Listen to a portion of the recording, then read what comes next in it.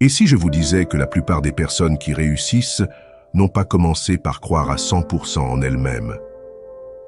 Beaucoup ont fait le premier pas en tremblant, avec des doutes, mais avec une décision ferme. Ils ont agi comme s'ils étaient déjà cette version confiante, forte et déterminée d'eux-mêmes qu'ils voulaient être. Aujourd'hui, il n'est pas nécessaire d'avoir tout compris. Il suffit d'oser marcher comme si on ne pouvait pas vous arrêter, de parler comme si votre voix avait du pouvoir et de bouger comme si le monde vous appartenait. Parce que lorsque vous commencez à agir avec confiance, même si vous ne le sentez pas, votre esprit commence à y croire et la réalité commence à se transformer. Ce n'est pas un jeu de faire semblant, c'est un jeu de créer et aujourd'hui, vous allez apprendre à le faire. Avant de commencer, écrivez cette phrase dans les commentaires. Aujourd'hui, je décide d'être la meilleure version de moi-même. Faites-en un engagement envers vous-même. Il ne s'agit pas d'une simple phrase, mais d'une déclaration stoïque qui restera gravée dans votre esprit et commencera à vous reprogrammer de l'intérieur. En l'écrivant, vous ne vous contentez pas de le penser, vous l'affirmez, vous le ressentez et vous le rendez réel. Numéro 1. La confiance est une compétence qui se construit par l'action. La confiance n'est pas un domaine mystique réservé à quelques chanceux.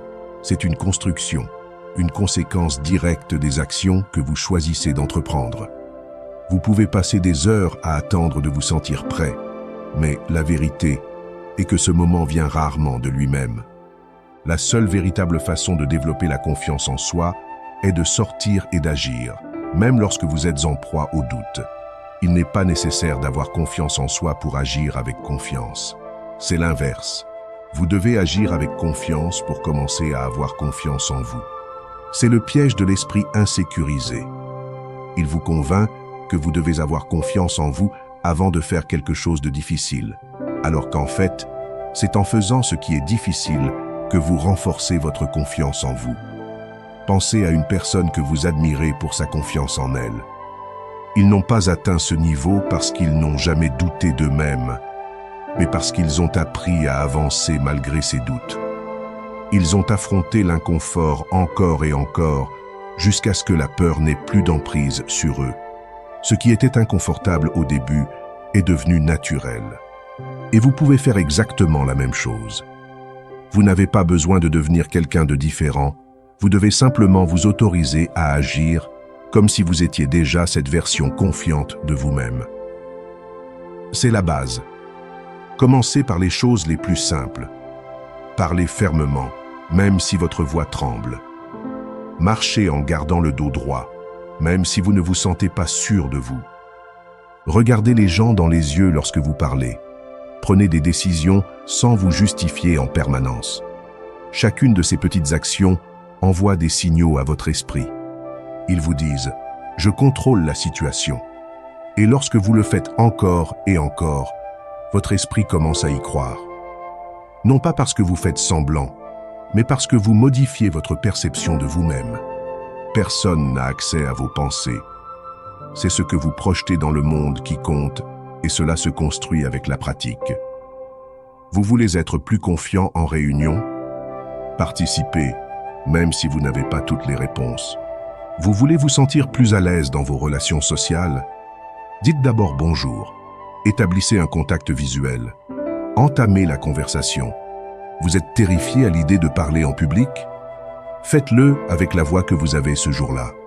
Faites-le en tremblant, mais faites-le. C'est la seule façon de vaincre la peur.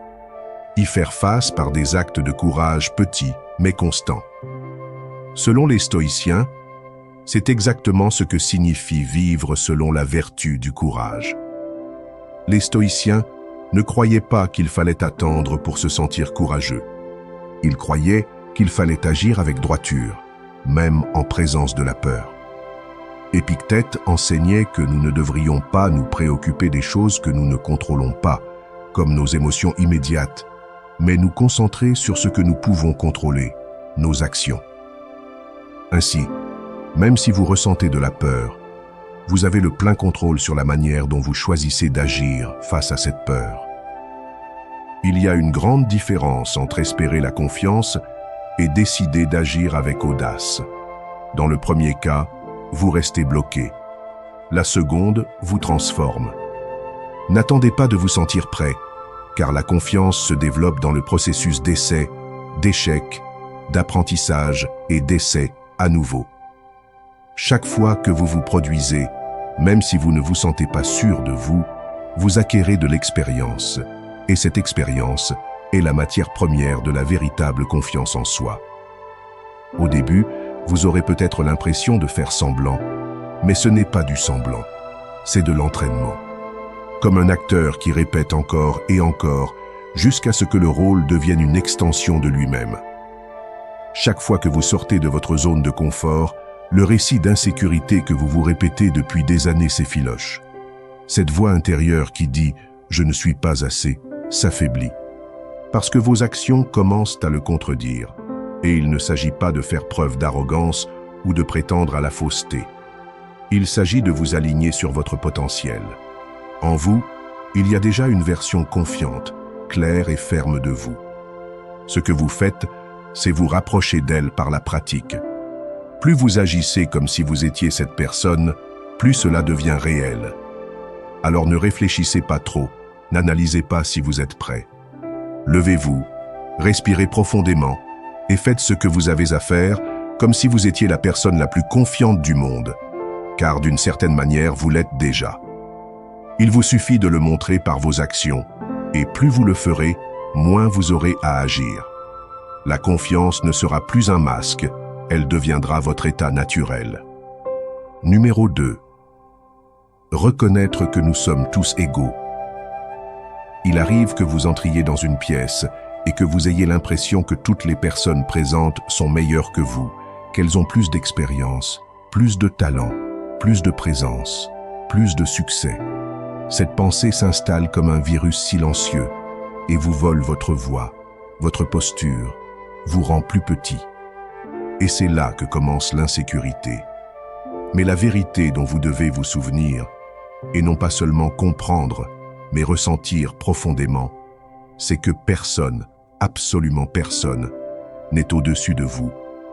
Nous sommes tous humains, nous doutons tous, nous souffrons tous, nous cherchons tous la validation et la paix. Et cette égalité essentielle est votre point de départ pour retrouver votre confiance. La plupart des personnes que vous considérez comme supérieures mènent les mêmes combats intérieurs que vous. Elles ont simplement appris à agir, à s'accrocher, à ne pas se laisser tomber. Mais cela ne leur donne pas plus de valeur. Cela fait simplement d'eux des êtres humains qui traversent leur parcours comme vous traversez le vôtre. Il n'y a pas de véritable hiérarchie lorsque l'on parle de dignité. Ce qui change, c'est le niveau d'expérience, de préparation ou de décision de chacun. Mais cela ne détermine pas votre valeur. Votre valeur est déjà complète. Vous n'avez pas besoin de la gagner ou de la prouver. Reconnaître cela vous donne du pouvoir, car lorsque vous cessez de vous comparer, vous commencez à vous connecter. Vous ne regardez plus les autres comme des menaces, mais comme des reflets. Chaque personne que vous admirez a quelque chose à vous apprendre. Chaque personne qui vous intimide est simplement quelqu'un qui, comme vous, s'est un jour senti peu sûr de lui et a décidé d'aller de l'avant. Cela vous met au même niveau. À partir de là, vous pouvez construire une véritable confiance, non pas basée sur la compétition, mais sur le partage. Faites l'exercice mental. Chaque fois que vous entrez dans un endroit où vous ne vous sentez pas en sécurité, regardez les gens dans les yeux et rappelez-vous. Tout le monde ici a eu des doutes. Tout le monde ici a fait des erreurs. Tout le monde ici essaie de faire de son mieux avec ce qu'il a. Cela vous libère du stress de devoir prouver quelque chose. Vous n'êtes plus là pour impressionner. Vous êtes là pour être vous-même. Et c'est lorsque vous êtes vous-même, avec authenticité, que vous brillez le plus. Le stoïcisme enseigne quelque chose de puissant à cet égard. Pour les stoïciens, la seule véritable distinction entre les êtres humains est leur vertu, et non leur apparence, leur richesse, leur célébrité ou leur statut. Épictète disait « Souviens-toi que tu es un acteur dans une pièce dont l'auteur est la nature. Certains auront des rôles longs, d'autres des rôles courts, certains joueront des rois, d'autres des paysans. Mais ce n'est pas le rôle qui compte, c'est la façon dont vous le jouez. Nous sommes tous égaux en valeur. Et la seule chose qui nous distingue est l'intégrité avec laquelle nous agissons. Se comparer constamment aux autres revient à boire un poison émotionnel. Il n'y a aucun moyen de gagner lorsque l'estime de soi dépend de ce que l'autre a ou fait. Mais lorsque vous choisissez de croire sincèrement que votre valeur est égale à celle de tous les autres, le désir de rivaliser disparaît et un sentiment de calme s'installe. Vous réalisez que vous n'avez pas besoin de vous distinguer pour avoir de la valeur. Vous n'avez pas besoin d'être plus séduisant, plus intelligent ou d'avoir plus de succès que quelqu'un d'autre pour mériter le respect. Il vous suffit d'être vous-même et de vous respecter. Commencez par observer comment vous vous parlez à vous-même lorsque vous êtes avec d'autres personnes. Vous minimisez-vous? Vous excusez-vous d'exister? Vous doutez de chaque mot que vous vous apprêtez à dire? Si c'est le cas, faites une pause, respirez et rappelez-vous que je ne suis pas moins que les autres, que je ne suis pas plus que les autres, que je suis exactement là où je suis censé être, en train de vivre ma propre version de cette expérience humaine. Cette phrase, répétée avec intention, peut complètement transformer votre énergie.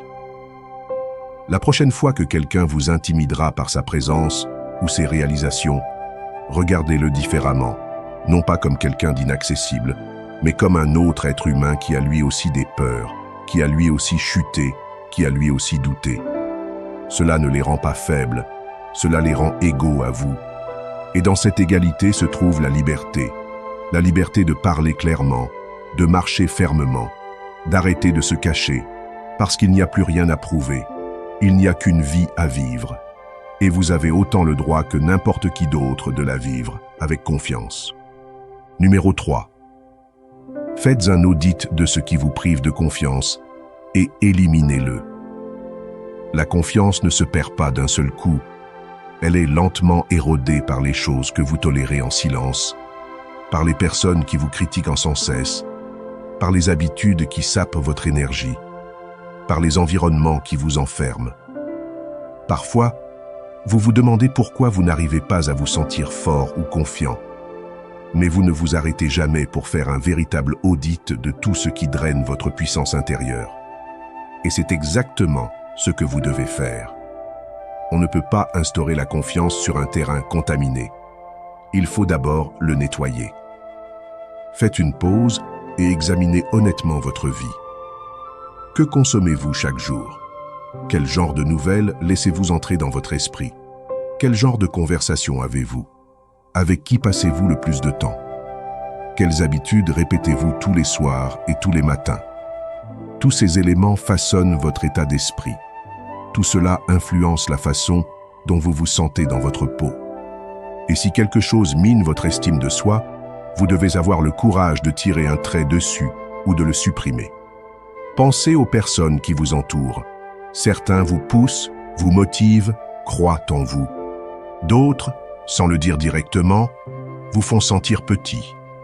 Ils vous remettent en question, vous comparent, vous font douter de vos décisions. Et vous restez là, comme si vous n'aviez pas le choix. Mais c'est le cas. Vous l'avez toujours. Vous pouvez choisir avec qui vous partagez votre énergie. Vous pouvez décider qui reste et qui ne reste pas. Votre confiance est trop précieuse pour la laisser entre de mauvaises mains. Faites une liste, littéralement. Notez tout ce qui vous affaiblit. Vous vous réveillez et la première chose que vous voyez est une nouvelle qui vous remplit de peur ou de négativité. Vous suivez des comptes de médias sociaux qui vous poussent à vous comparer ou à vous sentir inadéquat. Il y a quelqu'un qui a toujours une critique toute prête, mais jamais un mot de soutien. Tout cela compte. Tout cela pèse. Et si vous ne faites rien pour y remédier, cela continuera à éroder la façon dont vous vous percevez. Alors, faites le contraire. Notez ce qui vous renforce. Quelles sont les personnes qui vous inspirent? Quelles sont les activités qui vous donnent le sentiment d'être plus capable, plus connecté à vous-même? Quelles sont les habitudes qui vous élèvent, vous éclaircissent l'esprit, vous redonnent de l'énergie? Remplacez ce qui vous fait perdre du temps par ce qui vous en donne. Remplacez 10 minutes de nouvelles alarmistes par 10 minutes de lecture édifiante. Remplacez une conversation toxique par une promenade silencieuse. Échangez les critiques constantes contre des affirmations qui vous rappellent votre valeur. D'un point de vue stoïcien, il s'agit d'un acte de sagesse pratique. Les stoïciens enseignaient que nous ne devrions pas nous exposer volontairement à ce que nous savons polluer notre esprit. Sénèque disait que nous devrions éviter les foules si elles nous entraînent vers la médiocrité. Épictète insistait pour que nous protégions notre attention et notre compagnie comme nous protégeons nos biens les plus précieux. Non pas parce que nous devrions nous isoler, mais parce que notre paix intérieure et donc notre confiance dépendent de ce que nous laissons entrer. Il ne s'agit pas d'être radical. Vous n'allez pas couper les ponts avec tout le monde ou renoncer à tout du jour au lendemain, mais vous pouvez commencer à choisir. Chaque jour, vous pouvez décider de ce à quoi vous prêtez attention, de ce que vous autorisez, de ce que vous nourrissez. Et ce choix, constamment répété, transforme votre identité. Vous commencez à vous voir comme quelqu'un qui se respecte, qui prend soin de lui, qui protège son énergie comme quelque chose de sacré. Et c'est là, dans ce respect de soi, qu'une véritable confiance commence à s'épanouir. N'attendez pas que tout s'écroule pour faire le ménage. La confiance ne se construit pas avec plus de belles paroles, mais avec moins de déchets émotionnels, moins de bruit, moins de personnes qui ne sont là que par commodité, moins d'habitudes qui vous rebutent, et plus de choses qui vous rappellent que vous êtes capable, précieux et digne. Faites cet audit, écrivez-le, revoyez-le chaque mois et débarrassez-vous progressivement de tout ce qui n'a plus sa place dans la vie que vous construisez. Car vous ne pouvez pas briller si vous êtes entouré d'ombres que vous avez choisi d'ignorer. Numéro 4. Pensez à vous pour croire en vous. Croire en soi commence par quelque chose d'aussi simple et d'aussi puissant que d'apprendre à avoir une bonne opinion de soi-même. Le dialogue interne que vous entretenez chaque jour peut être votre meilleur allié ou votre pire ennemi. Si, à chaque fois que vous échouez, vous vous répétez que vous n'êtes pas à la hauteur, que vous n'êtes pas fait pour cela, que vous ne méritez pas les opportunités, votre esprit le prendra comme un ordre. Mais si vous choisissez consciemment de vous considérer avec respect, avec foi, avec reconnaissance, tout commence à se transformer. Votre énergie change, votre langage corporel change, et petit à petit, vos résultats changent. Il y a eu une actrice à Hollywood qui, lorsqu'elle a été rejetée par un producteur uniquement en raison de la couleur de sa peau, a ressenti le choc d'un mépris direct. N'importe qui aurait douté de soi après une telle chose, mais elle a fait un choix différent. Au lieu de laisser ce jugement extérieur définir son identité, elle s'est assise avec elle-même et a commencé à répéter un nouveau récit. « Je mérite d'être ici, j'ai du talent, je suis capable. » Et cette décision de penser à elle de manière positive a été le début d'une véritable confiance en soi, fondée non pas sur l'approbation des autres, mais sur sa propre validation. Vous aussi, vous pouvez faire ce changement. Lorsque vous êtes confronté à un rejet, à une critique ou à une situation dans laquelle vous ne vous sentez pas apprécié, faites une pause et rappelez-vous qui vous êtes. Faites une liste mentale de vos points forts. Rappelez-vous vos réalisations, même les plus modestes. Célébrez ce que vous avez surmonté et commencez à vous parler comme le ferait quelqu'un qui vous aime profondément. Cette voix intérieure positive n'est pas de l'arrogance, c'est de l'auto-soin. C'est le respect de votre histoire et de vos capacités. Pensez-y, si un inconnu vous disait tous les jours que vous êtes un raté, vous ne le supporteriez probablement pas. Alors pourquoi tolérer que vous vous le répétiez en silence? Vos pensées ne sont pas de simples idées qui flottent, ce sont des structures qui façonnent votre comportement. Si vous pensez que vous ne pouvez pas, vous n'essaierez pas. Si vous pensez que vous le pouvez, même si vous vous trompez, vous continuerez. C'est pourquoi il est vital de diriger cette pensée avec intention. Chaque matin est l'occasion de vous rappeler qui vous êtes. Regardez-vous dans la glace et, aussi cliché que cela puisse paraître, dites-vous quelque chose de positif. N'attendez pas de vous sentir bien pour le faire. Dites-le jusqu'à ce que vous commenciez à y croire. Je suis fort, je suis capable, j'apprends, je vais de l'avant. Cette répétition crée de nouveaux circuits dans votre esprit, et ce qui semblait être une phrase vide devient une réalité émotionnelle qui guide votre attitude. Du point de vue du stoïcisme, cette pratique est un moyen de dominer votre esprit plutôt que d'en être l'esclave. Marc Aurèle a écrit que la vie d'un homme est ce que ses pensées en font. Les stoïciens enseignaient à examiner nos perceptions et à ne pas accepter comme vérité tout ce qui passe par notre esprit.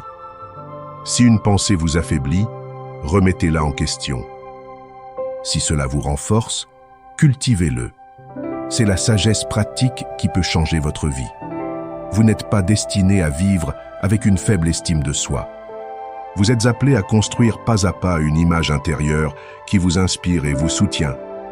Cette image ne vient pas de la perfection, mais du courage de se regarder avec compassion. Décidez que, quoi qu'en dise le monde, vous croirez que vous êtes capable. Parce que si vous ne le faites pas, personne ne pourra le faire à votre place. Commencez dès aujourd'hui. Changez la façon dont vous vous parlez à vous-même. Saisissez les moments où vous vous critiquez inutilement et corrigez cette pensée par quelque chose de plus juste, de plus aimant. Il ne s'agit pas de nier vos erreurs, mais de ne pas les laisser définir qui vous êtes. Il s'agit de relever la tête même après un échec et de se rappeler que l'on est toujours là, que l'on grandit et que l'on n'abandonne pas. Cette pensée, répétée avec force, devient une base solide. Et lorsque votre esprit commence à travailler en votre faveur, tout le reste s'aligne. Vous n'avez plus besoin d'une validation externe constante, car la validation la plus puissante vient de l'intérieur. Et lorsque vous croyez en vous, le monde n'a d'autre choix que de commencer à y croire aussi. 5. Reconnaître et affronter les versions antérieures de soi-même.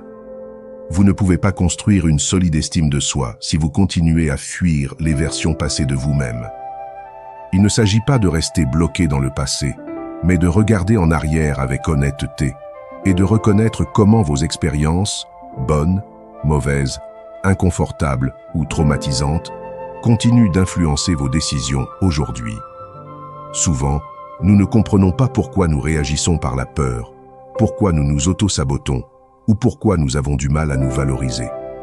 La réponse se trouve dans ce que nous n'avons pas encore affronté, cette version de toi qui a été rejetée, qui a eu honte, qui ne s'est pas sentie vue ou aimée, est toujours vivante en toi et ne disparaîtra pas tant que tu ne t'assoiras pas avec elle. Vous l'écoutez, vous l'embrassez et vous lui dites que vous n'êtes plus seul, que je suis là avec vous. C'est la clé de la guérison. Vous ne pouvez pas prétendre que certaines choses n'ont pas fait mal. Vous ne pouvez pas enterrer ce qui vous a brisé sans vous attendre à ce que cela affecte votre façon de marcher aujourd'hui. Le silence émotionnel a des conséquences, mais la reconnaissance a du pouvoir. Commencez par vous souvenir. Souvenez-vous des moments qui vous ont marqué. Un mot qui vous a fait croire qu'il était vrai à votre sujet. Une situation où vous n'avez pas pu vous défendre. Une étape où vous avez perdu votre chemin. Il ne s'agit pas de vous blâmer. Il s'agit de vous comprendre. Car chaque fois que vous comprenez pourquoi vous avez agi comme vous l'avez fait, vous vous libérez d'une partie du poids que vous portiez.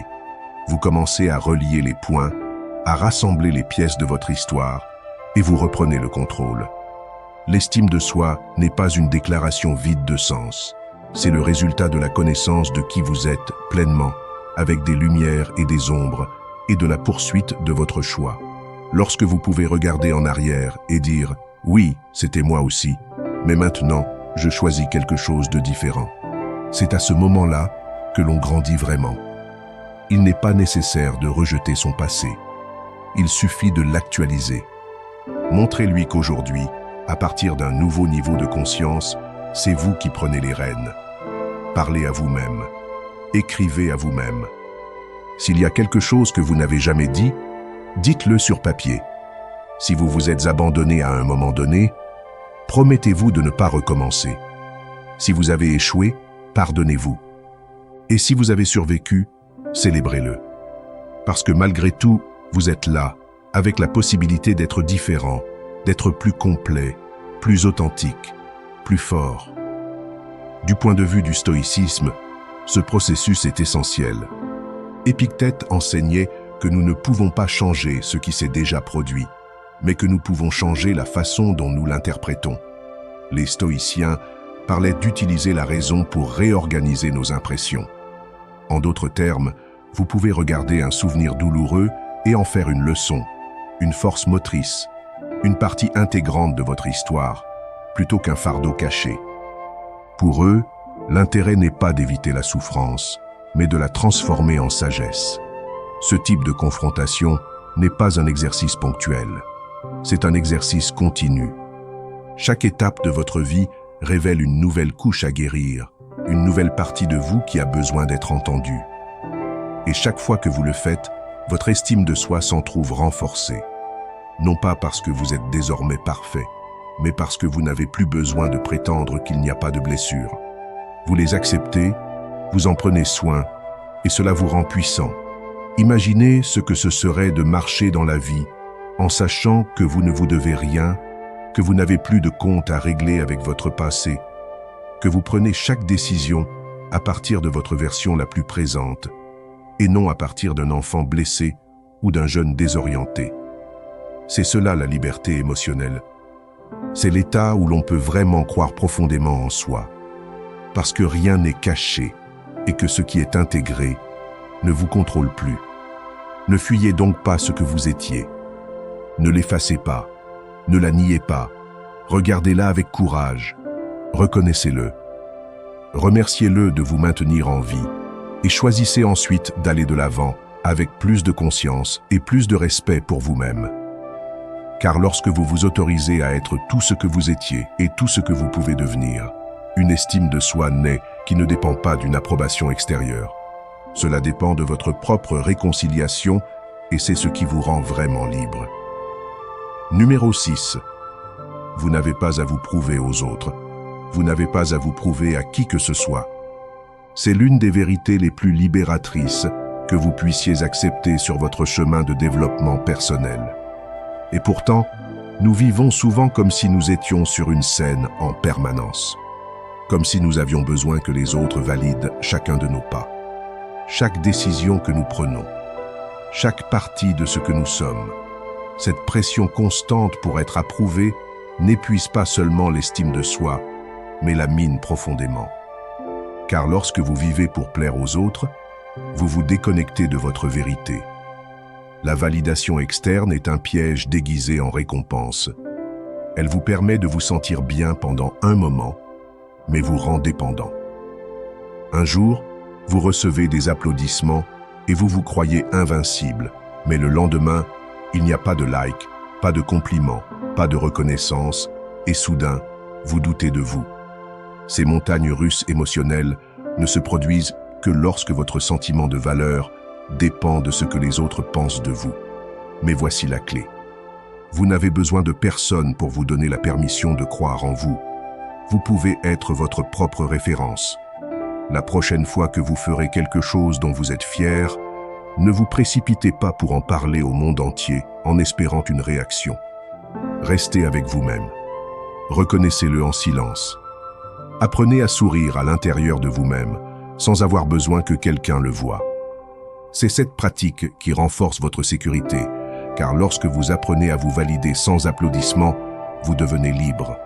Vous n'agissez plus pour impressionner, mais pour exprimer votre authenticité. Et c'est la façon la plus puissante de vivre. La psychologie sociale a montré que les personnes ayant une faible estime d'elles-mêmes ont tendance à rechercher davantage l'approbation extérieure. C'est comme un cycle. Parce qu'elles ne se sentent pas assez fortes à l'intérieur. Ils ont besoin que le monde le leur dise de l'extérieur. Mais ce besoin n'est jamais assouvi. C'est comme essayer de remplir un puits sans fond. Ce qui fonctionne, c'est de nourrir l'estime de soi de l'intérieur. Reconnaître ses réussites, ses progrès, ses efforts quotidiens, même si personne d'autre ne les voit. Commencez à vous demander, est-ce que je fais ce que je fais parce que j'en ai vraiment envie ou parce que je veux que quelqu'un m'apprécie pour cela? Est-ce que je prends cette décision par authenticité ou par peur du jugement? Chaque fois que vous vous répondez honnêtement, vous reprenez votre pouvoir, car c'est dans cette prise de conscience que la dépendance à l'égard de l'approbation des autres est rompue.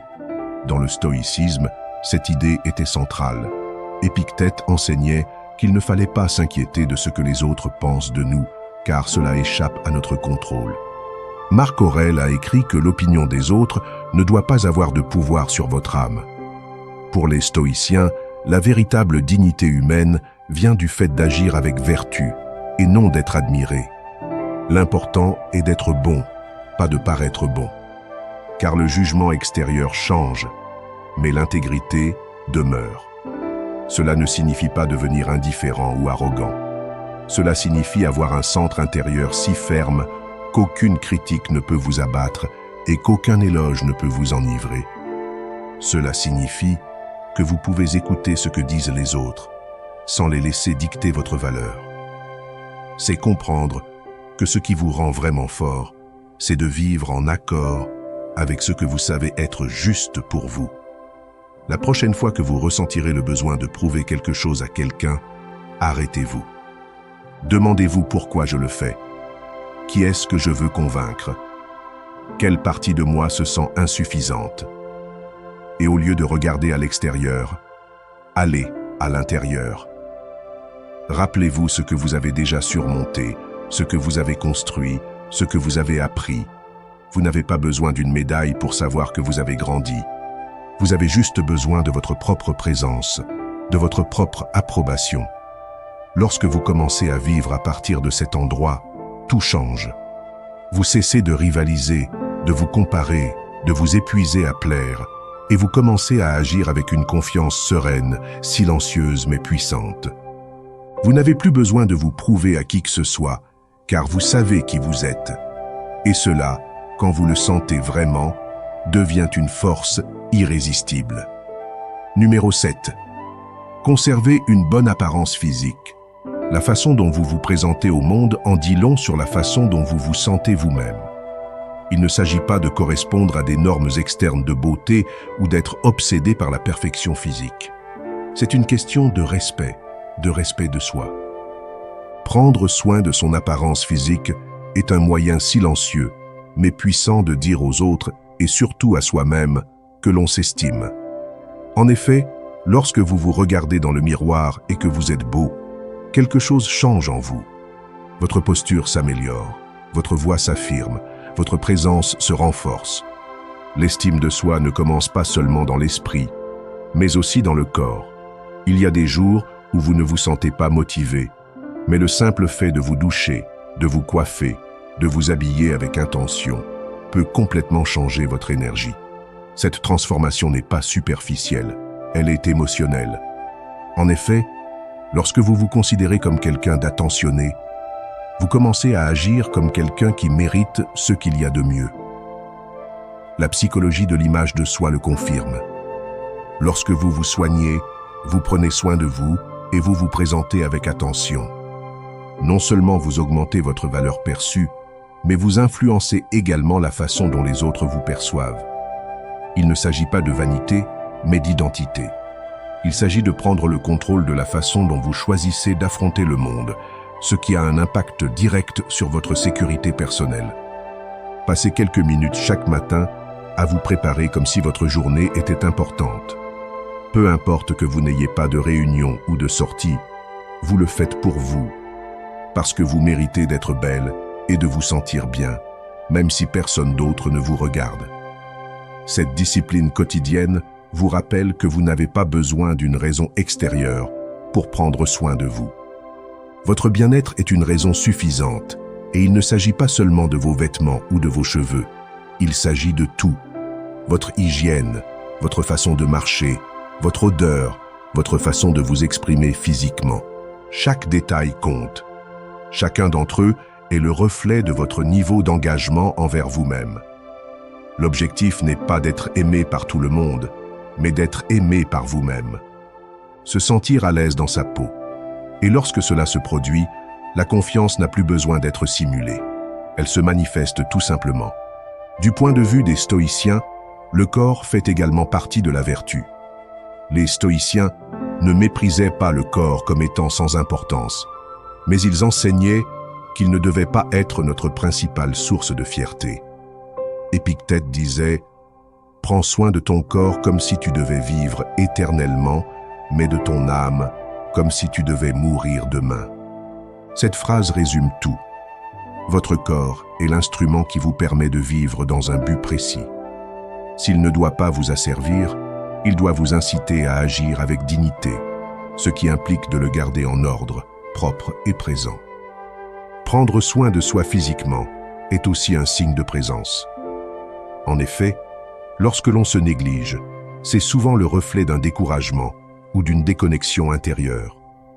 Mais lorsque vous vous regardez dans le miroir et que vous vous reconnaissez comme une personne digne d'attention, vous vous reconnectez à votre pouvoir.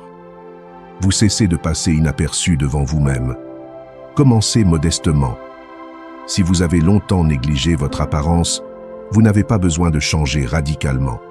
De petites décisions cohérentes suffisent.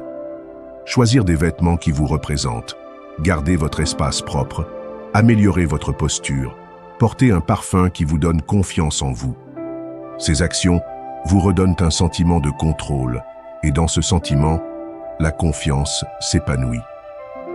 Le jour où vous vous engagez à soigner votre image n'est pas le jour où vous voulez ressembler à ce que vous n'êtes pas. C'est le jour où vous décidez d'honorer qui vous êtes vraiment, avec intention, discipline et respect, non par obligation, mais par conviction. Parce que vous valez quelque chose et que cette valeur s'exprime aussi dans la manière dont vous vous traitez devant le miroir. Lorsque vous vous sentez bien dans votre peau, votre énergie augmente. Vous n'avez plus besoin de vous cacher. Vous n'avez plus besoin de vous justifier. Vous marchez simplement avec clarté. Et les gens le remarquent, parce que la confiance qui découle de la prise en charge de soi ne se crie pas, ne se montre pas, elle se ressent. Et cela suffit à faire la différence. Numéro 8. La mentalité de la prophétie accomplie. Votre esprit est la première réalité que vous devez conquérir. Dans les moments de doute, d'insécurité, lorsque vous sentez que vous n'êtes pas à la hauteur ou que vous allez échouer, ce n'est pas la tâche qui vous bloque. Il s'agit de votre propre récit. C'est pourquoi vous devez apprendre à utiliser l'un des outils mentaux les plus puissants qui soient. Prophétie accomplie. Il s'agit de se projeter dans l'avenir avec la certitude que ce que vous voulez est déjà en train de se produire. Cessez de considérer vos rêves comme lointains ou improbables. Commencez à parler et à agir comme si vous les aviez déjà réalisés. Ce n'est pas de la fantaisie. Il s'agit d'une reprogrammation. Pensez-y. Si, avant de commencer quelque chose, vous êtes déjà convaincu que vous allez échouer, toute votre énergie est alignée sur cet échec. Vous marchez dans la peur, vous agissez dans l'insécurité, vous doutez à chaque étape. Et au bout du compte, que se passe-t-il? Vous échouez. Et vous dites, « Vous voyez, je savais. » Mais ce n'est pas que vous saviez. C'est que vous l'avez vous-même provoqué par votre attitude. C'est la prophétie qui s'accomplit dans sa version négative. Imaginez maintenant le contraire. Imaginez que vous vous préparez à un entretien, à une présentation, à un défi, et qu'avant même de commencer, vous vous voyez gagner. Vous vous voyez déjà en train de réaliser ce que vous voulez. Cette confiance préalable modifie le ton de votre voix, votre posture, votre esprit, et commence à générer des résultats différents. Lorsque vous parlez de votre avenir, faites-le avec force. Ne dites pas « j'espère que je vais réussir ». Dites « je vais réussir ». Ne dites pas « je vais voir si je peux y arriver ». Dites « j'y arrive », pas à pas. Cette différence de langage n'est pas anodine. Elle signale à votre esprit que c'est vous qui êtes aux commandes. Vous n'êtes pas en train d'implorer des résultats. Vous les construisez. Et lorsque votre corps et votre esprit s'alignent dans cette direction, votre confiance monte en flèche. Cela ne signifie pas ignorer la réalité ou prétendre qu'il n'y a pas d'obstacle. Au contraire, cela signifie qu'il faut regarder l'avenir avec détermination et non avec crainte. C'est se dire, même si tout n'est pas clair, même s'il y a des défis à relever, Je me vois franchir la ligne d'arrivée. Cette image mentale est votre guide. Et chaque fois que vous vous sentez peu sûr de vous, fermez tout et revenez à cette visualisation. Retournez vous voir en train de réaliser ce que vous voulez tant. Ressentez ce que vous ressentez. Parlez comme si vous y étiez déjà. Cette émotion est votre carburant. La science soutient cette idée. La visualisation positive, lorsqu'elle est effectuée avec une intensité émotionnelle, active les mêmes régions du cerveau que l'expérience réelle. En d'autres termes, lorsque vous imaginez un succès en détail, votre cerveau commence à agir comme si vous viviez déjà cette expérience. Et cela change votre attitude, votre prise de décision, votre approche. Vous devenez quelqu'un qui marche déjà vers le succès, et non quelqu'un qui le souhaite de loin. Du point de vue des stoïciens, ce concept peut sembler moderne, mais il a des racines anciennes. Les stoïciens enseignaient qu'il ne faut pas craindre l'avenir, car une grande partie de notre souffrance ne vient pas de ce qui arrive, mais de ce que nous anticipons avec crainte. Épictète disait que ce ne sont pas les choses qui nous dérangent, mais l'opinion que nous en avons. Alors, si vous anticipez quelque chose, pourquoi ne pas anticiper le succès? Pourquoi ne pas agir avec la sérénité de savoir que vous allez faire votre devoir et que cela est en soi un triomphe? Parlez aujourd'hui comme si demain était déjà conquis. Regardez-vous dans la glace et énoncez clairement ce que vous allez réaliser. Utilisez des mots qui renforcent votre confiance. Je vais de l'avant. Je suis prêt. Je suis en route. Parce que vous l'êtes.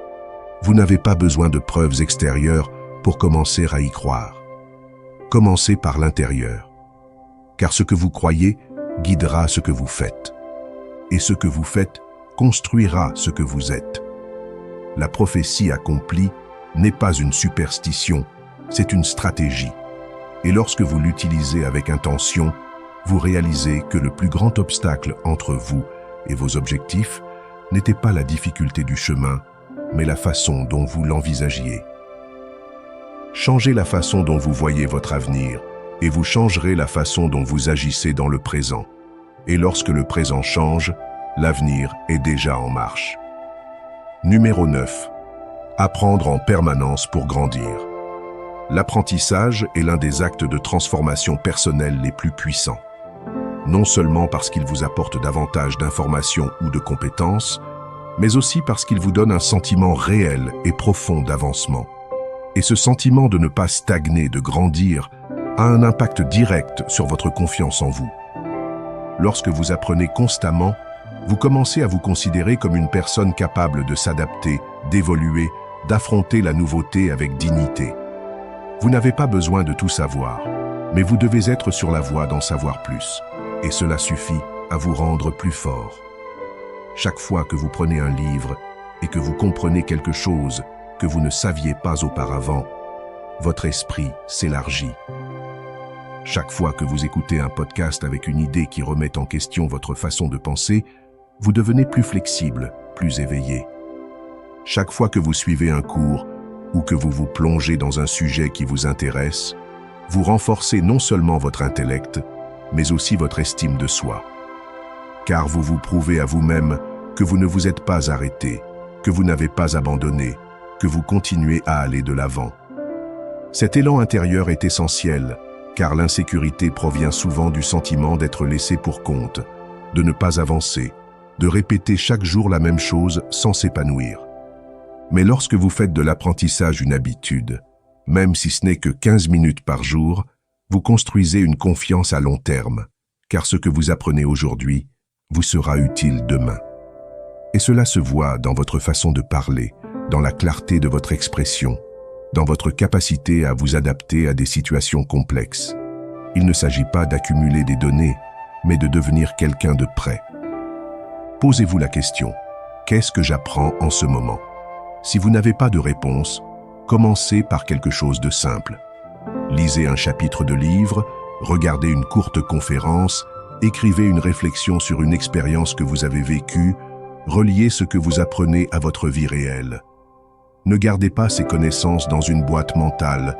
Utilisez-les, vivez-les, appliquez-les, car ce n'est qu'à ce moment-là qu'elles deviennent une véritable sagesse.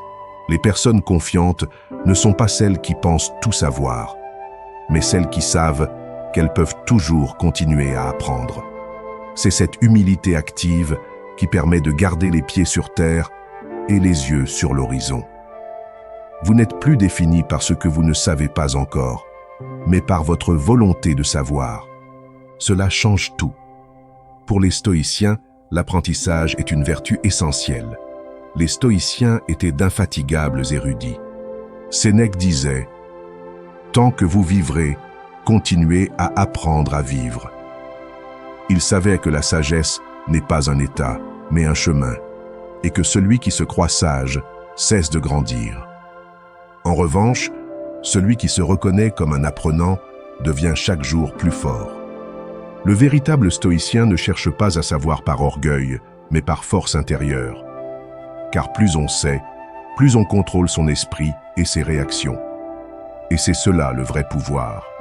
Incorporez l'apprentissage dans votre routine, non pas comme une obligation, mais comme un cadeau. Choisissez des sujets qui vous passionnent. Approfondissez ce que vous ne comprenez pas. Entourez-vous de personnes qui parlent d'idées, pas seulement de personnes. Soyez curieux. Posez des questions. Faites des erreurs en apprenant, mais n'arrêtez pas d'essayer.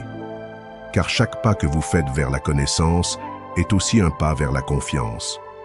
Et le plus beau, c'est qu'avec le temps, vous commencez à vous sentir utile. Vous commencez à apporter une réelle valeur ajoutée aux conversations.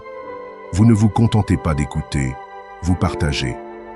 Vous ne vous contentez pas de demander, vous expliquez. Et ce faisant, votre estime de soi augmente. Parce que vous vous rendez compte que ce qui était auparavant inconnu fait maintenant partie de vous. Et cela vous rappelle que vous grandissez, que vous allez de l'avant, que vous évoluez. Ne sous-estimez jamais le pouvoir d'apprendre quelque chose de nouveau. Parfois, une simple idée peut vous sortir de l'obscurité mentale. Une phrase peut vous redonner de la motivation. Un livre peut vous faire changer d'orientation. C'est pourquoi chaque jour est une nouvelle occasion de grandir un peu plus. Et chaque étape de cette croissance vous rapproche d'une version plus confiante, plus claire et plus puissante de vous-même. Numéro 10. L'importance de l'exposition au public pour gagner en confiance. Il n'y a pas de meilleur entraînement à la confiance en soi que de se retrouver face à ce qui vous intimide le plus. Et pour beaucoup, c'est l'exposition au public.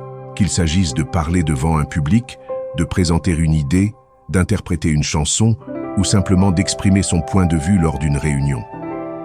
Le trac n'est rien d'autre qu'une alarme interne qui vous dit que c'est important, que vous sortez de votre zone de sécurité. Et c'est précisément là que vous devez être. Chaque fois que vous choisissez de vous exposer, même si vous êtes nerveux, vous gagnez en puissance. Car la confiance ne se construit pas en attendant de se sentir prêt. Elle se construit en s'exerçant dans l'inconfort jusqu'à ce que l'inconfort cesse de vous effrayer. Il est comme un muscle. Au début, il tremble, il fait mal, il s'épuise rapidement. Mais si vous l'entraînez souvent, il commence à mieux réagir. Votre esprit s'adapte, votre corps se détend, et vous commencez à découvrir que vous pouvez faire beaucoup plus que ce que vous pensiez. Pensez à une personne confiante que vous admirez. Personne n'est né avec cette présence. La plupart d'entre eux ont commencé par avoir peur, par douter, par commettre des erreurs publiques. Mais ils n'ont pas fui, ils ont réessayé. Ils sont montés sur scène une fois de plus. Ils se sont à nouveau exprimés devant des inconnus. Et c'est cette exposition répétée qui leur a donné du courage. Car chaque fois que vous surmontez l'inconfort, vous envoyez un message à votre esprit. Je peux m'en sortir. Et cette phrase, lorsqu'elle devient constante, change votre identité. La clé est de ne pas attendre que la peur disparaisse. C'est agir malgré lui. Parler même si la voix tremble. De monter sur scène même si l'on a le souffle court. Engagez cette conversation même si vous avez peur de vous tromper. Car plus vous le faites, plus vous désactivez ce système d'alarme interne qui vous fait vous sentir en danger. Votre corps et votre esprit apprennent qu'il n'y a pas de menace réelle. Et alors, Ce qui était une terreur devient un plaisir. Il n'est pas nécessaire d'être un expert pour commencer. Il suffit de faire le premier pas. Il peut s'agir de partager une opinion devant un petit groupe. C'est peut-être lever la main en classe ou lors d'une réunion de travail. Il peut s'agir de s'enregistrer et de publier ce que l'on pense. La taille de l'acte importe moins que l'habitude de s'exposer, car c'est cette habitude qui détruit la timidité et construit la présence. Du point de vue du stoïcisme, cela correspond à l'un de ses principes centraux, le courage. Les stoïciens enseignaient qu'il fallait affronter la vie telle qu'elle est, et non la fuir. Sénèque disait que l'homme courageux n'est pas celui qui n'a pas peur, mais celui qui sait la maîtriser. Pour eux, vivre dans la vertu signifie agir avec fermeté, même lorsque l'âme tremble. Et l'exposition publique est un terrain d'entraînement parfait pour ce courage intérieur. Le monde regorge d'occasions de s'y exercer. Vous pouvez rejoindre un club d'art oratoire. Vous pouvez vous porter volontaire pour donner une conférence. Vous pouvez participer activement à vos réunions sociales ou professionnelles. Vous pouvez créer une chaîne, un blog, un cours. L'important n'est pas de savoir combien de personnes vous voient, mais combien de fois vous choisissez de ne pas vous taire, de ne pas vous cacher, de ne pas éviter le moment. Au début, oui, vous vous sentirez mal à l'aise. Mais cet inconfort est le signe que vous grandissez, que vous vous engagez sur un terrain où la plupart n'osent pas aller. Et c'est ce qui vous distingue des autres. Car chaque fois que vous vous exposez, chaque fois que vous vous mettez en avant, même si vous avez peur, vous construisez une version plus forte de vous-même. Une version qui sait qu'elle peut rester dans la lumière sans se désagréger. Et un jour, vous serez surpris. Vous parlerez devant les autres et vous constaterez que vous ne tremblez plus, que vos mots coulent, que votre présence remplit l'espace. Non pas parce que la peur a disparu, mais parce que vous avez appris à marcher avec elle. Et à ce moment-là, vous saurez que vous avez changé, que vous n'êtes plus le même, que votre confiance n'est pas empruntée ou feinte. Elle est réelle, c'est le vôtre. Et vous l'avez mérité à chaque pas courageux que vous avez fait. 11e, utilisez un alter ego pour vaincre le doute. Il y a des moments où le doute vous paralyse. Vous savez ce que vous devez faire, mais vous ne le faites pas.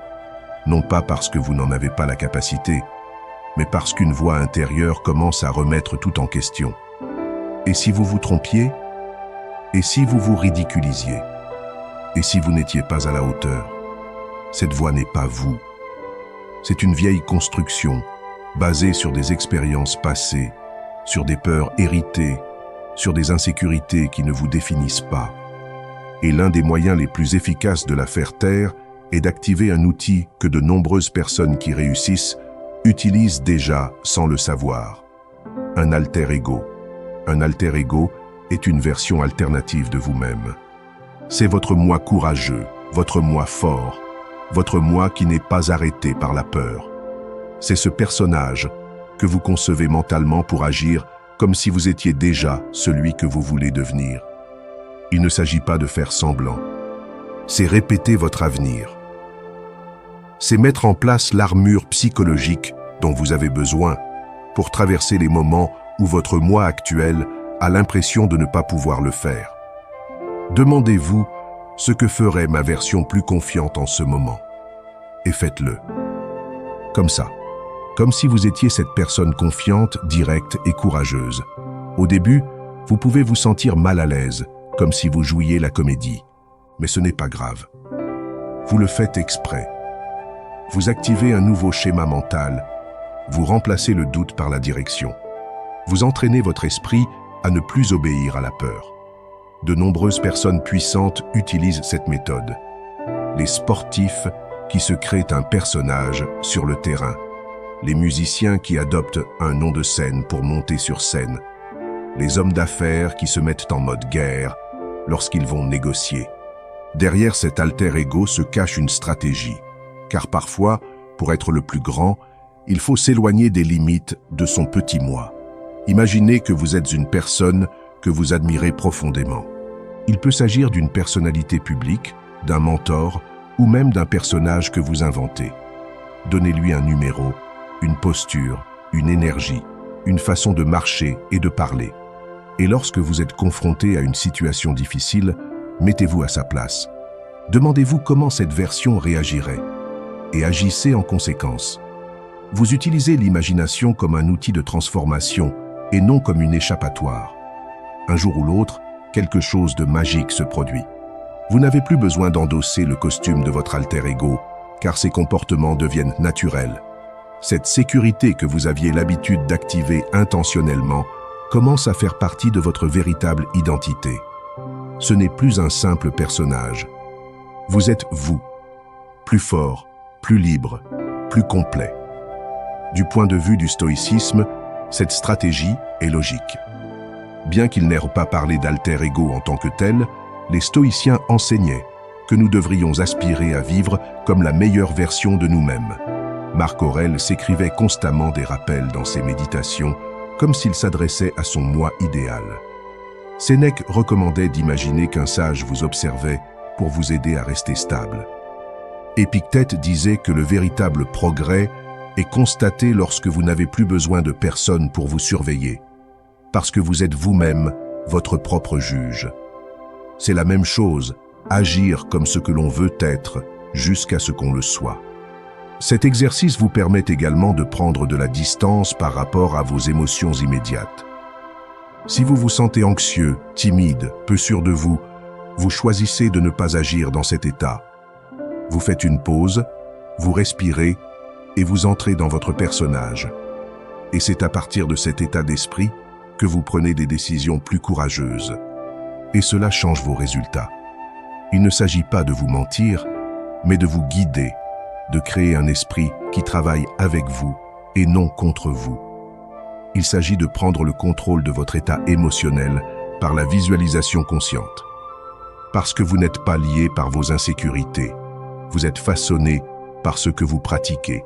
Et si vous pratiquez la confiance, l'affirmation de soi, la clarté, vous finirez par être cela. Créez votre alter ego. Utilisez-le. Agissez comme lui. Et chaque fois que vous le faites, vous faites un pas de plus vers la personne que vous avez toujours voulu être. Non pas parce que vous prétendez être quelqu'un d'autre, mais parce que vous laissez derrière vous celui qui ne vous représente plus. Et c'est cela, en fin de compte, la véritable croissance. Numéro 12. Remettez en question vos propres croyances limitatives. La plupart du temps, ce n'est pas le monde qui vous retient, c'est vous. Ou plutôt, ce sont les croyances que vous traînez depuis des années. Des pensées qui se répètent dans votre esprit comme un écho constant. Je ne suis pas assez bon. Je ne suis pas doué pour cela. J'échouerai à coup sûr. Je n'ai pas ce qu'il faut. Ces affirmations ne sont pas des faits, mais vous les avez acceptées comme des vérités. Et tant que vous ne les remettez pas en question, elles continueront à guider vos décisions, vos actions et votre niveau de confiance. Une croyance limitative est comme une chaîne invisible. Vous ne la voyez pas, mais elle vous arrête. Elle est constituée d'expériences passées, d'opinions d'autrui, de messages sociaux ou même d'échecs que vous avez mal interprétés. Et le pire, c'est qu'elle semble réelle, car chaque fois que vous agissez en fonction de cette croyance, vous renforcez son pouvoir. Si vous pensez que vous ne pouvez pas parler en public et qu'à chaque fois que vous en avez l'occasion, vous décidez de vous taire, vous finissez par confirmer cette pensée. Non pas parce qu'elle est vraie, mais parce que vous ne l'avez jamais remise en question. La seule façon de briser ces croyances est de les affronter avec intention. Mettez-les par écrit. Ne les laissez pas flotter dans votre tête. Sortez-les. Regardez exactement comment ils se présentent. L'un d'entre eux dit peut-être « Je me débrouille toujours mal quand j'essaie quelque chose de nouveau. Je ne suis pas doué pour les relations humaines » ou « Je n'ai aucune discipline ». Examinez-les une à une et posez-vous les questions suivantes. Est-ce vrai ou s'agit-il simplement d'une perception fondée sur la peur? Qui a dit cela en premier? Quelles sont les expériences que j'ai vécues et qui le contredisent? Puis créer une nouvelle croyance qui n'est pas une fantaisie, mais une affirmation constructive. Par exemple, j'apprends à m'améliorer chaque jour. Je peux entrer en contact avec les gens lorsque je suis authentique. Je développe une discipline à chaque action que je fais. Ces phrases n'ignorent pas votre passé, mais elles projettent un avenir différent. Un avenir dans lequel vous êtes aux commandes. La répétition est essentielle, car vos croyances actuelles sont également nées de la répétition. Alors répétez chaque jour vos nouvelles affirmations. Notez-les dans vos notes, dites-les devant le miroir, verbalisez-les avant chaque action importante. Entraînez votre esprit comme un muscle. Au début, vous ne sentirez pas le changement, mais si vous insistez, vous commencerez à le remarquer dans vos pensées, votre posture, votre attitude. Et vous n'avez pas besoin d'être parfait. Il vous suffit de commencer. Chaque fois que vous agissez dans la direction opposée à une croyance limitative, vous l'affaiblissez. Chaque fois que vous décidez de vous exposer, de parler, d'essayer, de bouger, même si vous avez peur, vous construisez une nouvelle version de vous-même. Et ce n'est pas une motivation vide, c'est une véritable transformation. Du point de vue du stoïcisme, cette pratique est absolument cohérente. Les stoïciens parlaient d'examiner nos croyances avec logique et détachement. Épictète enseignait que ce ne sont pas les faits qui nous dérangent, mais l'interprétation que nous en faisons. Il nous invitait donc à analyser les jugements que nous portons sur nous-mêmes et sur le monde, et à remettre en question tout ce qui n'est pas fondé sur la raison et la vertu. Marc Aurèle écrivait ses méditations pour se rappeler chaque jour que nombre de ses préoccupations étaient des fabrications mentales. Les stoïciens ont donc été les premiers à identifier et à remplacer les croyances limitantes. Ne vous enfermez pas dans une histoire que vous n'avez pas choisie consciemment. Réécrivez-la. Parce que vous n'êtes pas ce que l'on vous a dit que vous étiez. Vous êtes ce que vous choisissez d'être à partir de maintenant. Peu importe que vous ayez échoué auparavant, que quelqu'un vous ait sous-estimé ou que vous ayez douté de vous-même. Aujourd'hui, vous pouvez regarder cette idée qui vous retient et dire que cela ne me représente plus. Et à la place, installez une croyance qui vous donne du pouvoir.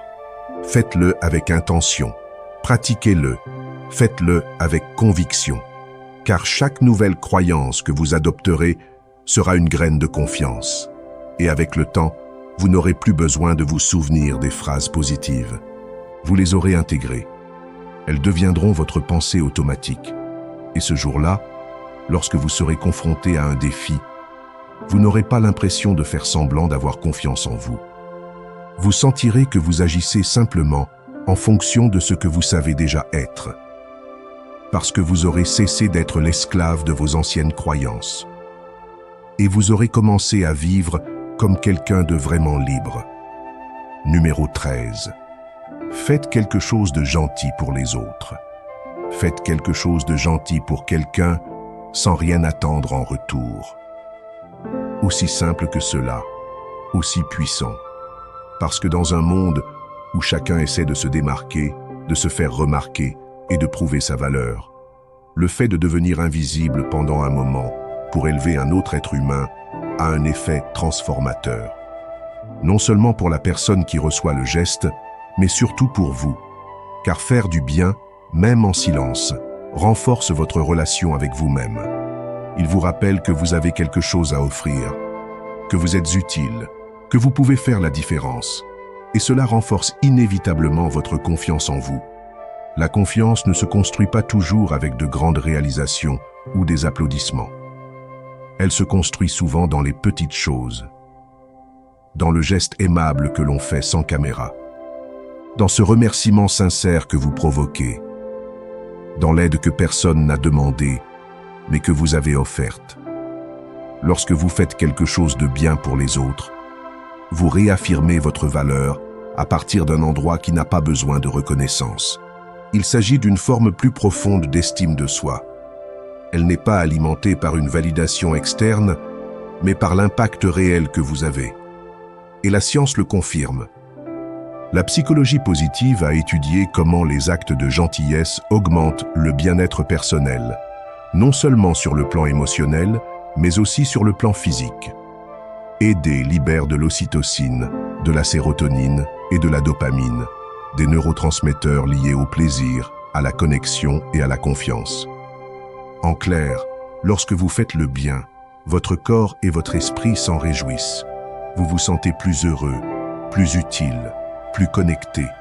Et ce sentiment se transforme en énergie positive pour affronter le reste de la journée. Vous pouvez commencer par quelque chose de simple, un compliment sincère, un sourire complice. Écoutez attentivement quelqu'un qui a besoin de s'exprimer, tenez la porte, cédez le passage, envoyez un message de gratitude. Vous n'avez pas besoin de résoudre la vie de qui que ce soit, mais simplement de montrer que vous êtes présent, que vous vous souciez des autres. Parce que ce geste, qui pour vous peut être insignifiant, peut être pour quelqu'un d'autre le tournant de sa journée ou même de sa vie.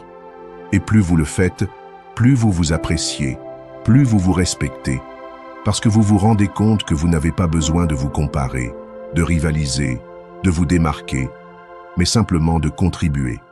Et c'est cette mentalité qui vous rend magnétique. Les personnes sûres d'elles ne sont pas celles qui s'imposent le plus, mais celles qui contribuent le plus, parce qu'il est clair pour elles que leur valeur ne dépend pas du fait d'être plus que quelqu'un d'autre, mais d'être utile aux autres sans se perdre elles-mêmes.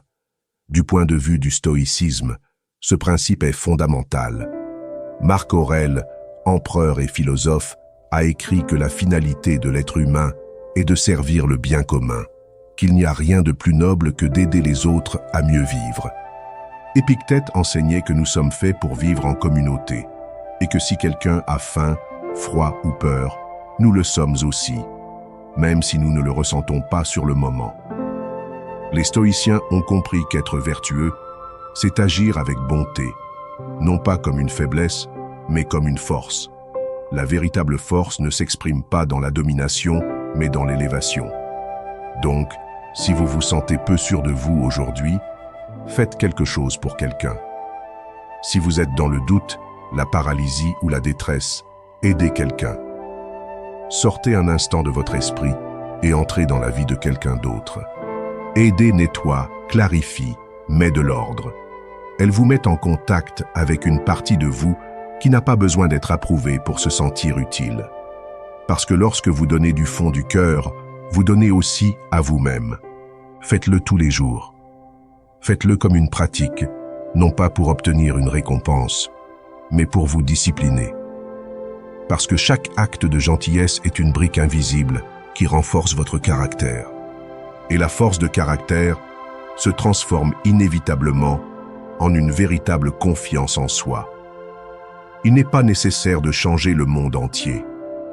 Commencez simplement par changer un moment de la vie de quelqu'un. Un moment où vous avez été léger. Un moment où vous avez décidé d'être utile. Et à chacun de ces actes, vous verrez comment vous vous transformez. Pas seulement en quelqu'un de plus confiant, mais en quelqu'un de plus intègre. Et c'est la version la plus puissante de vous que vous pouvez construire. 14e, l'échec est un enseignant, pas un ennemi. L'échec n'est pas la fin, c'est le début. C'est le moment précis où un choix s'offre à vous, abandonner ou grandir. Et ce choix change tout. Car lorsque vous cessez de considérer l'échec comme le signe que vous n'êtes pas à la hauteur et que vous commencez à le voir comme le signe que vous apprenez, c'est toute votre approche qui est transformée. Vous ne fuyez plus l'erreur. Vous commencez à utiliser vos erreurs comme des tremplins, des outils, des enseignants. Car c'est ce qu'est l'échec. Un professeur exigeant, mais sage. Aucune personne ayant réussi quelque chose d'important ne l'a fait sans avoir d'abord échoué.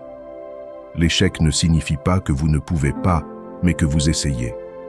Il signifie que vous essayez, que vous allez de l'avant, que vous vous attaquez à quelque chose que vous ne maîtrisez pas encore.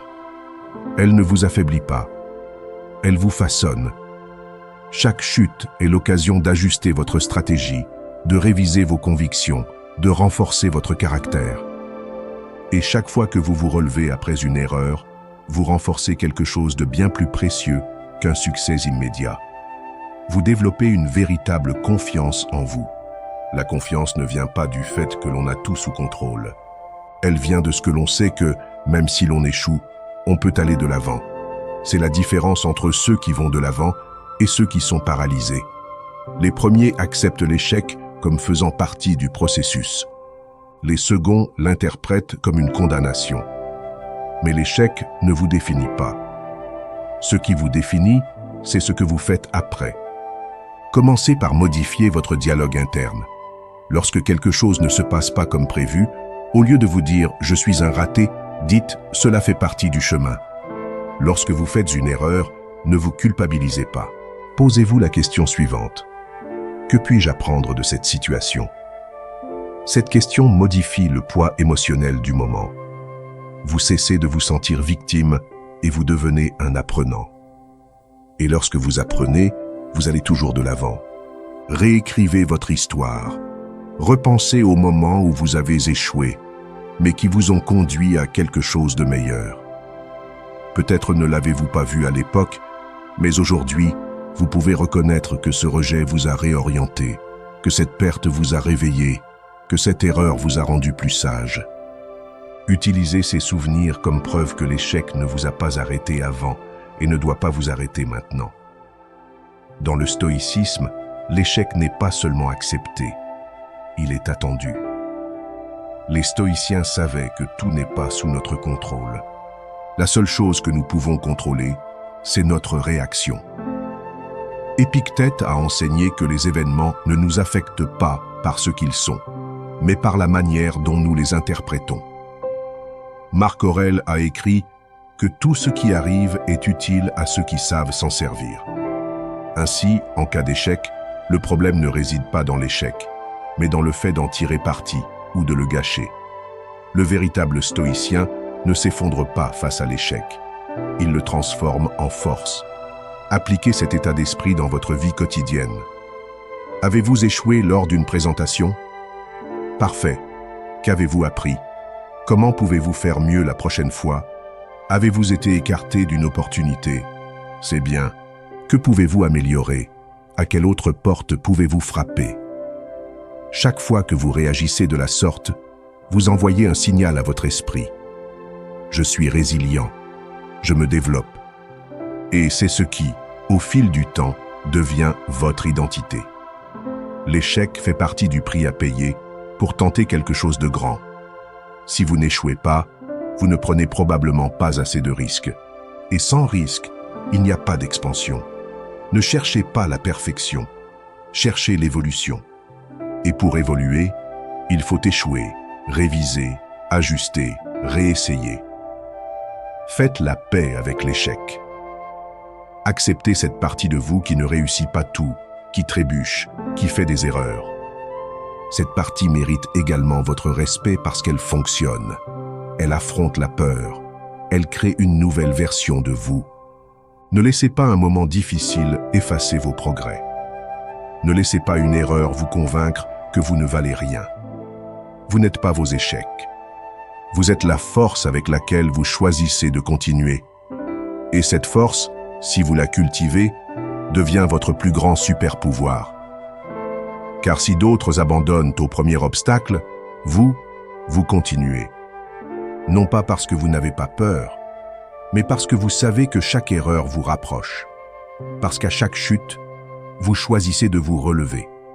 Et chaque fois que vous le faites, votre confiance grandit. Et avec elle, vous grandissez. Numéro 15. Changez rapidement grâce à la formule B, ABA.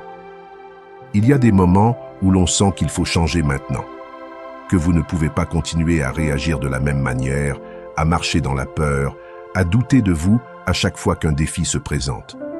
Dans ces moments-là, vous n'avez pas besoin de réfléchir davantage.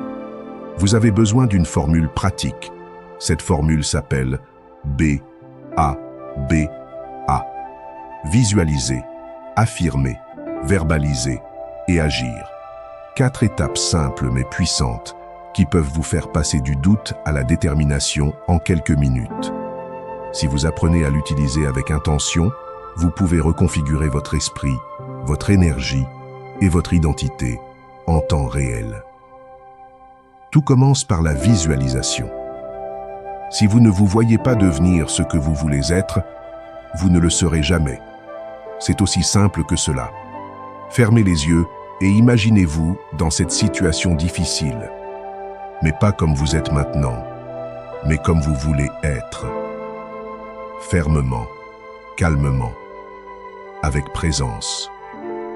Ressentez cette énergie. Sentez comment cette version de vous respire, comment elle bouge, comment elle s'exprime. N'imaginez pas un résultat parfait, imaginez une attitude puissante, car c'est ce qui change votre réalité, la façon dont vous entrez dans le moment présent. Vient ensuite l'affirmation. Votre esprit est rempli de phrases répétées depuis l'enfance. Beaucoup d'entre elles ne vous servent pas. Ce sont des voix qui vous ont dit que vous n'étiez pas à la hauteur, que vous ne pouviez pas y arriver, que vous deviez vous taire. Il est temps de remplacer cette programmation. Utilisez des phrases courtes mais avec intention. Je suis prêt. Je suis capable. Je mérite d'être ici.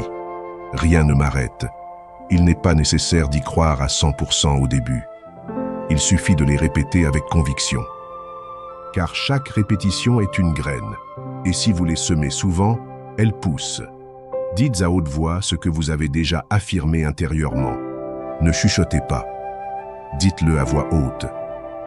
Le langage crée une structure mentale.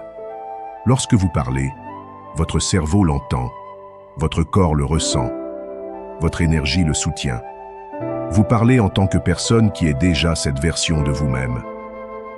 La verbalisation ne sert pas seulement à convaincre les autres, il s'agit de vous convaincre. Scellez cette transformation par des mots qui ancrent votre décision et enfin, agir. Faites ce qui vous rendra plus fort. N'attendez pas de vous sentir prêt. Bougez. Entrez dans le lieu. Levez la main. Sautez le pas. Publiez ce qui vous fait peur. Appelez, parlez, exécutez. Il n'y a pas de changement sans action. Vous pouvez visualiser toute la journée, répéter 1000 affirmations. Mais si vous ne faites rien, rien ne change. L'action est ce qui transforme une intention en une transformation. Appliquez cette formule chaque fois que vous en avez besoin. Avant une réunion importante. Avant une conversation difficile. Avant de prendre la parole en public. Se présenter. Pour prendre une décision qui vous intimide. Baba est votre outil pour vous mettre en état. Cessez d'attendre et commencez à être. Et le plus beau, c'est que plus vous l'utilisez, moins elle vous demande d'efforts. Elle devient partie intégrante de votre état d'esprit. Du point de vue stoïcien, cette formule n'est pas étrangère. Les stoïciens pratiquaient une forme de visualisation négative appelée premeditatio malorum, où ils imaginaient des obstacles possibles pour se préparer émotionnellement. Mais ils imaginaient aussi leur meilleure réponse. Sa meilleure attitude. Marc Aurèle écrivait chaque jour pour affirmer ses principes. Épictète enseignait que nous devrions répéter des idées qui nous renforcent et non qui nous affaiblissent. Et surtout, les stoïciens agissaient. Pour eux, la connaissance sans l'action n'est pas la vertu. C'est ainsi que les choses se sont passées. Visualisez, affirmez, verbalisez. Mais n'oubliez pas d'agir. Ne sous-estimez pas le pouvoir de quelque chose d'aussi simple, car ce n'est pas de la magie. Il s'agit de se concentrer. Il s'agit d'entraîner votre esprit à réagir d'une nouvelle manière. Il s'agit d'abandonner les versions passives. Peur. Et assumer enfin le rôle de protagoniste de votre vie. Et vous n'avez pas besoin d'attendre un an pour changer. Vous pouvez commencer dès aujourd'hui. Vous pouvez commencer maintenant. Vous avez les outils nécessaires. Vous avez l'intention. Il ne vous reste plus qu'à prendre la décision. Faites de Baba un rituel, une poussée, une pratique mentale qui vous prépare à chaque défi. Et vous verrez comment, petit à petit, puis de manière accélérée, vous commencerez à vous sentir différent, se voir différemment, pour vivre différemment, parce que vous n'êtes pas fait pour rester là où vous êtes. Vous êtes fait pour aller de l'avant. Et cette formule est le levier qui peut vous propulser au niveau suivant. Si vous êtes arrivé jusqu'ici, cela en dit long sur vous. Cela signifie que vous vous engagez à vous développer, à vous transformer et à devenir la meilleure version de vous-même. Alors, pour sceller cet engagement, écrivez à nouveau dans les commentaires. Aujourd'hui, je choisis d'être la meilleure version de moi-même. Laissez cette phrase devenir votre mantra, votre rappel quotidien que chaque action compte. Et si cette vidéo vous a inspiré, vous a interpellé ou vous a fait réfléchir, aimez-la, abonnez-vous et activez la petite cloche. Parce qu'ici, nous ne nous contentons pas de parler du changement. Nous le formons, nous le vivons et nous le construisons ensemble. Continuez à apprendre, continuez à vous développer. Ce n'est que le début.